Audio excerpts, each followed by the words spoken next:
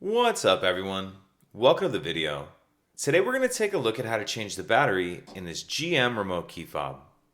So this key fob is the 5-button version. You may have a different number of buttons on your fob, but the battery change procedure will be the same. And this remote's going to use replacement battery CR2032. I'll put a link in the description box of this video to where you can purchase these batteries if you're in need. The other thing I'm going to be using is a small flathead screwdriver. So if we grab the fob and we're holding it like this, and then we take a look down on the key ring on the bottom down here, on the one side we see this small little notch right here.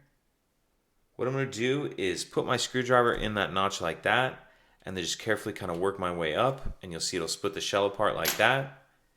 And then we can just pull the remote the rest of the way apart with your hands. Now we see the circuit board and the battery right here. The circuit board will just come right out like that. And we can pull the battery out. We'll grab our new battery, and we want to make sure that we're installing that with the plus side up. Push that battery all the way in that holder like that. And we can put it back in the case and snap the case back together.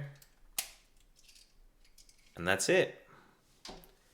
If you have any questions, please let me know. If you could take a second to like and subscribe, it helps us out, and I'd appreciate it. Thank you.